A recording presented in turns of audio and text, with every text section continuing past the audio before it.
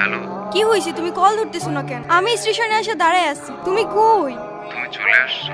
আসলে একটা প্রবলেম হয়ে গেছে, বুঝছো? প্রবলেম মানে কি হয়েছে? আসলে দেখো, বাসায় সব জানাইছি। আম্মু বলতেছে যে মেয়ের বাবা মায়ের পরিচয়টাই নাই, সেই মেয়ের আমি ঘরে তুলতে পারবো না। তুমি রাগ করো না, আমার আসলে কিছু করার নাই।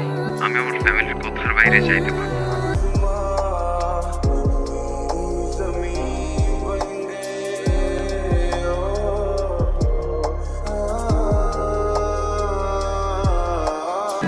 আচ্ছা, আমার সাথে বারবার কেন এমন হয় বলতে পারেন? আচ্ছা কি হয়েছে বলেন তো? সে যেহেতু আসে নাই, আপনি বাসায় ফিরে যান। না, আমি আর ওই বাসায় ফিরতে পারবো না, আর কখনো ফিরতে চাইও না। ফিরতে চান না মানে? ঠিক বুঝতে পারলাম না। রনি আমাকে সব সময় বলতো ও নাকি আমাকে অনেক ভালোবাসে, আমার জন্য সব কিছু করতে পারবে। ওর কথাগুলো শুনলে মনে হতো পৃথিবীতে অন্তত কেউ একজন আছে যে আমাকে সত্যিকারের ভালোবাসে। আর যখন কাঁধে দায়িত্বটা পড়লো, সেই ভালোবাসা জানালা দিয়ে পালায় গেল, তাই তো? আমি তোমাকে ভালোবাসি, শুধু এই তিনটা শব্দ বলে দিলেই তো আর ভালোবাসা হয়ে যায় না। সারা জীবন পাশে থেকে দায়িত্বটা কাঁধে নিয়ে তারপর ভালোবাসাটা প্রমাণ করতে হয়।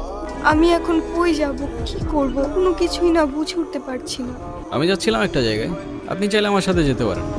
কোথায়? ভব নদীর 13 পারে। এটা আবার কোথায়? সেটা আমিও জানি না, চলেন খুঁজে দেখি।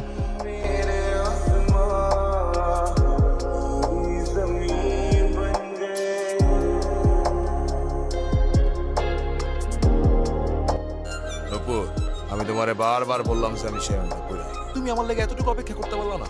দেখো, তোমার লেগে শেরনি আমি এখনো করি। সময় থাকতে থাকতে তোর ভাড়াটে নাট বল্টু নিয়ে কাইটা পর জাহাঙ্গীর। সময় চলে গেলে শেরওয়ানির সাথে সাথে তোর ইজ্জতটাও খুলে যেতে পারে। হাতটা ছাড় জাহাঙ্গীর। তুই জাহাঙ্গীরের লগে লাগতে ইস্তা, এই জাহাঙ্গীর কেন তুই এমন চিনোছিল?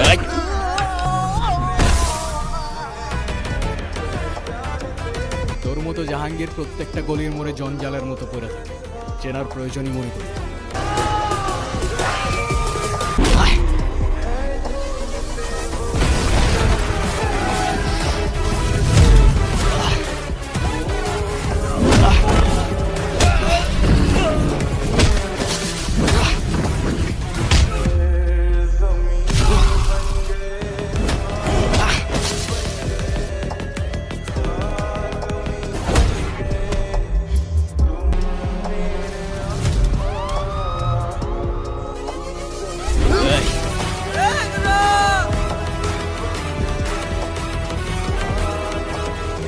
এই, ছুরিটা নামা, ছুরিটা নামা।